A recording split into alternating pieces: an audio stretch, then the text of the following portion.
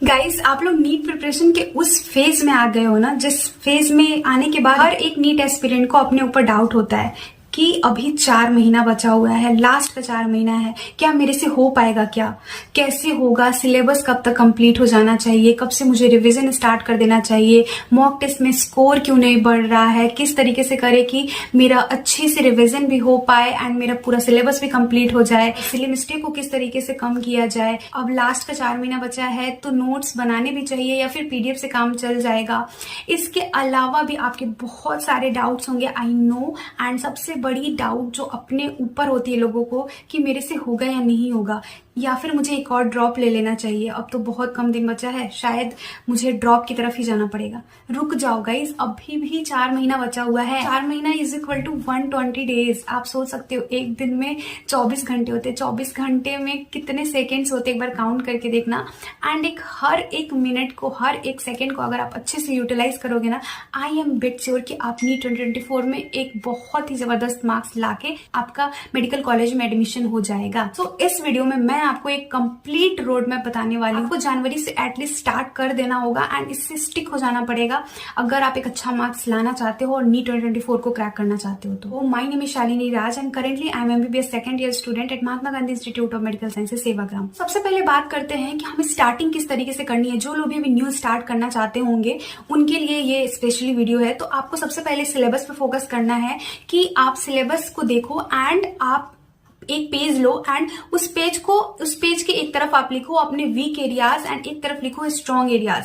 Weak areas मतलब आपके कौन से चैप्टर ऐसे हैं जो कि वीक रह गए हैं एंड कौन से चैप्टर ऐसे हैं जो कि आपको लगता है कि आपका एक अच्छा मजबूत पकड़ है उस पे एंड उस पे आपको उतना ज्यादा टाइम देने की जरूरत नहीं है। ये सेग्रीगेट करना बहुत ही ज्यादा इंपॉर्टेंट है क्योंकि आपके पास भी बहुत कम समय है, तो आपको स्मार्टली वर्क करना पड़ेगा। तो ये चीज आपको कर लेनी है एंड उसके अकॉर्डिंग आपको अपनी नीट की प्रिपरेशन स्टार्ट करनी है। तो कोई भी बैच आप ज्वाइन कर सकते हो, ऑफलाइन ऑनलाइन, जिस तरीके से भी आपको अफोर्डेबल लगता है। सेकंड बात आती है पीवाईक्यू।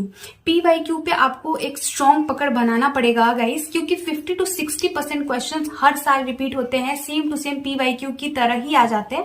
कई बार तो वही क्वेश्चन आ जाता है, सिर्फ डाटा चेंज होता है। तो इसके लिए आपको पीवाईक्यू पे एक अच्छा पकड़ बनाना पड़ेगा एंड इसके लिए आप नीट एसेंशियल ऐप को यूज कर सकते हो, क्योंकि यहाँ पे आपको जितने भी पीवाईक्यू पूछे गए हैं पिछले 25 साल में, उन सारे पीवाईक्यू को एनसीईआरटी में हाईलाइट कर दिया गया है। ये चीज आपको फ्री ऑफ कॉस्ट मिल जाएगी, कुछ भी आपको इसके लिए पे नहीं करना पड़ेगा।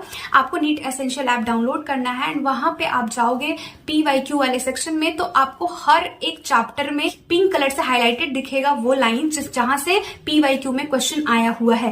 एंड अगर आप इसमें इनरोलमेंट ले लेते हो इसके अभ्यास बैच में, तो अगर आप उस लाइन को टैप करोगे तो आपको वहां पे वो क्वेश्चन भी आ जाएगा जो कि पीवाईक्यू में पूछा गया था एंड उसका वीडियो एंड ऑडियो सॉल्यूशन भी मिल जाएगा। लेकिन जो पीवाईक्यू मार्क किया गया है एनसीईआरटी में वो आपके लिए फ्री ऑफ कॉस्ट है, उसके लिए आपको कुछ भी नहीं पे करना है एंड ये तीनों सब्जेक्ट में आपको मिल जाएगा, फिजिक्स, केमिस्ट्री, बायोलॉजी। बस आपको क्या करना, अपनी एनसीईआरटी बुक खोलनी है, इस ऐप को ओपन करना है एंड पीवाईक्यू वाले सेक्शन में जाके उस सारे लाइंस को हाईलाइट कर लेना है जहां से भी पीवाईक्यू में क्वेश्चन आया हुआ है।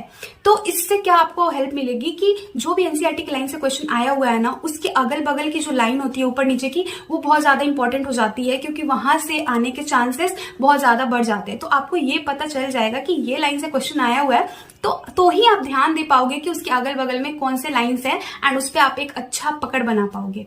ठीक है, तो ये ऐप आप जरूर डाउनलोड कर लेना। साथ ही साथ एनसीईआरटी बेस्ड क्वेश्चन प्रैक्टिस करना भी बहुत ज्यादा इंपॉर्टेंट हो जाएगा गाइस, क्योंकि आप लोग अभी लास्ट के 4 महीने में आ चुके हो, तो आपको फुल्ली एनसीईआरटी बेस्ड सारी चीजें प्रैक्टिस करनी है, जो कि आपको मिल जाएगा नीट एसेंशियल ऐप पर ही। आप इसके अभ्यास बैच में जाओगे तो आपको फिजिक्स, केमिस्ट्री, बायोलॉजी तीनों सब्जेक्ट के आपको एनसीईआरटी बेस्ड क्वेश्चन मिल जाएंगे। आज आपने जो भी पेज पढ़ा, लाइक आपने बायो के 1 to 3 पेजेस पढ़े हैं, तो उन 1 to 3 पेजेस के फिल्टर लगा के इस ऐप पे आप उस सारे पेजेस के क्वेश्चन सॉल्व कर सकते हो। तो अब जाओ इस एप्लीकेशन को डाउनलोड करो, सारी चीजों का आप बेनिफिट उठाओ, आपको इससे काफी ज्यादा हेल्प मिलने वाली है एंड सारे लिंक्स डिस्क्रिप्शन बॉक्स में दे दिए हैं, आप एक बार जाके देख लेना। थर्ड बात करते हैं कि लेक्चर्स देखना कैसे है। ठीक है, क्योंकि बहुत सारे लोगों को अभी प्रॉब्लम है कि लेक्चर देखने में बहुत ज्यादा समय लग जाता है। आई नो, क्योंकि मुझे भी लगता था स्टार्टिंग में। एंड मैं आपको बोलूंगी कि आपको 2x पे ही देखना है लेक्चर, क्योंकि आप अगर आप नॉर्मल स्पीड पे देखोगे एंड आपके पास लास्ट का 4 महीना बचा हुआ है, पूरा सिलेबस कंप्लीट भी ना कर पाओ,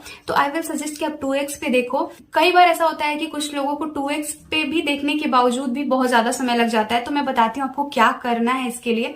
देखो, जब सर लिख रहे हो ना बोर्ड पे, तो आपको उसी टाइम पे लिख लेनी है। एंड कई बार ऐसा होता है कि सर लिख के आ जाते हैं, तो आपको लिखने का समय नहीं मिलता है। आई नो, अब ऐसा ही होता है। तो आपको क्या करना है, आपको उस टाइम पे पॉज करना है, आपको जल्दी से वो सारे नोट्स लिख लेने हैं जो भी सर ने जो भी स्क्रीन पे दिख रहा है, ठीक है। एंड जब सर क्वेश्चन सॉल्व कराएंगे ना, तो आपको क्वेश्चन, जैसे ही क्वेश्चन आता है स्क्रीन पे, तो आपको पॉज करके आपको वो क्वेश्चन पहले खुद से अटेम्प्ट करना है। अगर बन जाएगा तो कोई दिक्कत ही नहीं है ना, आपको उसका सोल्यूशन देखने का जरूरत ही नहीं पड़ेगा। मेरे साथ ऐसा क्या होता था, मैं फिजिक्स में ऐसे ही करती थी। जो भी क्वेश्चन, जैसे ही क्वेश्चन स्क्रीन पे आता था, तो मैं सबसे पहले उसे खुद से अटेम्प्ट करने की कोशिश करती थी। एंड अगर बन जाता था तो मुझे उसका सॉल्यूशन देखने का कोई जरूरत ही नहीं पड़ता था गाइस। तो आपको भी ये सेम चीज करना है, तो वो टाइम आपका बचते चला जाएगा। जो भी क्वेश्चन सर करा रहे होंगे एंड अगर वो आपको आता होगा, तो आपको उसमें टाइम देने की जरूरत ही नहीं पड़ेगी। तो मेरा क्या होता था, मेरा 2 घंटे का लेक्चर जो रहता था, वो आराम से 1 से 1.5 घंटे में कंप्लीट हो जाया करता था। इस टेक्निक को यूज करोगे ना, तो आपका भी बहुत समय बचने वाला है। क्योंकि कई बार ऐसा होता है कि direct formula based question solve करा रहे होते हैं सर, तो उसको पूरा देखने की कोई जरूरत ही नहीं पड़ती है। तो ये टेक्निक आप यूज करो, आपको भी कम समय लगने लगेगा धीरे धीरे। बाकी आपको लेक्चर्स अच्छे से देखने हैं। अगर आप अभी लेट स्टार्ट कर रहे हो, सोच रहे हो कि बिना लेक्चर्स देखे या फिर भगा के देख लेते तो हो जाएगा, तो नहीं हो पाएगा गाइस। अच्छे से नोट्स बनाना पड़ेगा। इसके बाद बात करते हैं कि नोट्स और पीडीएफ, क्योंकि ये वाली चीजें भी बहुत लोगों ने पूछी है। तो देखो, नोट्स में ना आपका जो हैंड रिटन नोट्स होता है, वो आप खुद से लिखते हो, तो आप अपने तरीके से उसको कस्टमाइज करके लिखते हो कि लाइक कुछ कॉन्सेप्ट ऐसे है जिसमें आपको एक्स्ट्रा कुछ लिखने का जरूरत पड़ रहा है समझने के लिए, तो आप उस तरीके से नोट्स बनाते हो ना, तो आपको बेहतर तरीके से सारी चीजें समझ आती है। और जो पहले से पीडीएफ फॉर्म में कुछ मिल रहा है, तो उसमें आप खुद से नहीं लिख रहे हो। और दूसरी बात यह है कि आप जब अपने हाथों से नोट्स बनाओगे ना, तो आपको बहुत सारी चीजें लिखते समय याद भी हो जाएंगी। तो आप कोशिश करो कि आप खुद से ही बनाओ, एटलीस्ट स्टार्टिंग में खुद से ही करो जितना हो पाए। अगर आपको लगता है कि लास्ट में जाके आपके पास कम समय बच रहा है, तो आई विल सजेस्ट कि पीडीएफ नोट्स ले लो एंड उस पे आपके पास अगर टैब है, तो आप उसमें ही कुछ ऐड कर सकते हो। जैसे आपको लगता है कि ये कॉन्सेप्ट समझने में आपको कुछ एक्स्ट्रा लिखना पड़ रहा है, इस क्वेश्चन में आपको कुछ एक्स्ट्रा लिखना पड़ रहा है समझने के लिए, तो आप ऊपर से उसको लिख सकते हो। क्वेश्चन ऐसे होते हैं ना कि जब हम उसका सॉल्यूशन बना लेते हैं, जैसे कि उसका सॉल्यूशन हमें नहीं आता है, लेकिन जब सर बनवा रहे होते हैं तो हम सॉल्यूशन तो लिख लेते हैं, बट हमें कुछ एक्स्ट्रा पॉइंट्स उसमें जरूरत पड़ती है कि हाँ, ये क्वेश्चन में ये की वर्ड था, या फिर ये चीज थी जिससे कि समझ आ रहा है कि हाँ, इस क्वेश्चन में ये फॉर्मूला लगेगा। तो इस तरीके की चीजें ना मैं साइड में लिख लिया करती थी बॉक्स बना के, तो इससे मेरे को बहुत ज्यादा फायदा होता था। तो इस ट्रिक का आप भी यूज कर सकते हो क्वेश्चन सॉल्व करने के टाइम पे। ये भी डाउट है कि एक्स्ट्रा बुक्स रिक्वायर्ड है क्या, तो आई विल सजेस्ट कि कोई भी एक्स्ट्रा बुक लेने की जरूरत नहीं है गाइस। आपके पास जितने एनसीईआरटी बुक्स है ना क्लास 11th एंड 12th के, वो मोर देन सफिशिएंट है। एंड इसके अलावा आप क्वेश्चन प्रैक्टिस करने के लिए कोई बुक लेना चाहते होगे, तो आप श्योरली जा सकते हो। लेकिन अगर आपके पास मॉड्यूल है, तो आप मॉड्यूल से भी कर सकते हो, किसी का भी हो, वो चाहे PWLN या फिर आकाश, किसी का भी हो, तो आप मॉड्यूल के क्वेश्चंस को भी सॉल्व करोगे तो आपका हो जाएगा। कुछ भी एक्स्ट्रा बुक लेने की जरूरत नहीं पड़ेगी। इसके साथ साथ मैं एक्स्ट्रा बुक में ये बोलूंगी कि आपको PYQ के लिए बुक जरूर लेना है एंड PYQ लगाना। अब बात करते हैं सबसे मेन चीज, जो कि ऑनलाइन नीट प्रिपरेशन में सबको दिक्कत आती है कि डाउट्स कैसे सॉल्व होंगे। देखो, मेरे नीट के प्रिपरेशन के टाइम पे ना, मैं अपने डाउट्स के लिए गूगल यूज करती थी, ठीक है। इसके अलावा फिलो ऐप था एक, अभी भी है, फिलो ऐप का मैं यूज किया करती थी। एंड तीसरी एंड सबसे इंपॉर्टेंट, कि आपके फ्रेंड सर्कल में बहुत सारे ऐसे लोग होंगे जो नीट की तैयारी कर रहे होंगे। तो आपको अगर ऐसा लगता है कि ये क्वेश्चन में से नहीं बन पा रहा है, तो अपने फ्रेंड्स के पास शेयर कर दो ना, हो सकता है उनको आता होगा तो वो आपको बता देंगे और आपको समझा देंगे। इससे आप दोनों का फायदा होगा। एक तो जो आपका फ्रेंड है वो आपको बताएगा, तो उसका भी वो कॉन्सेप्ट रिवाइज हो जाएगा एंड आपको वो क्वेश्चन आ जाएगा, ठीक। तो इस तरीके से आप कर सकते हो। मैं अपने टाइम पे ऐसे मैंने कई बार किया था, क्योंकि मेरे कुछ फ्रेंड्स थे नीट की प्रिपरेशन कर रहे थे उस टाइम पे, तो हम आपस में क्वेश्चन एक्सचेंज कर लिया करते थे। कई बार उनको नहीं आता था तो मैं बता दिया करती थी, और मेरे को नहीं आता था तो मैं उनसे पूछ लिया करती थी। तो इसकी हेल्प से मेरा हो जाता था लगभग। एंड इसके अलावा भी मैंने एक डाउटनट करके ऐप आता है, मैंने उसका भी यूज किया है, तो आप उसका भी यूज कर सकते हो। रिवीजन एंड मॉक टेस्ट को किस तरीके से आपको करना है, ठीक है। तो रिवीजन में ना आपको क्या करना है कि आपको लेक्चर्स देखने हैं मंडे टू, आपको लेक्चर्स मिलेंगे मंडे टू सैटरडे, ठीक। आपको मंडे टू सैटरडे लेक्चर्स देखने हैं एंड संडे को आपको रिवाइज करना है।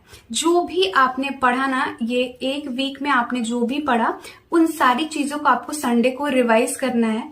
एंड ऐसा नहीं है कि बाकी जो 6 दिन है उसमें आप रिवीजन नहीं करोगे, इस 6 दिन में भी आपको रिवाइज करना है। डेली जो चीजें पढ़ाई हो रही हैं एटलीस्ट उसको आप एक बार अपने नजरों के सामने से लेके चले जाओ। रात को सोने से 1-1.5 घंटे पहले आप अपना एक स्लॉट बना लो कि इस 1.5 घंटे में मेरे को आज जो भी चीजें पढ़ाई गई हैं उन सबको मैं एक बार उनसे गो थ्रू हो जाऊंगी, ताकि मेरे दिमाग में रहेगा तो एटलीस्ट की पढ़ाई आज हुई क्या है।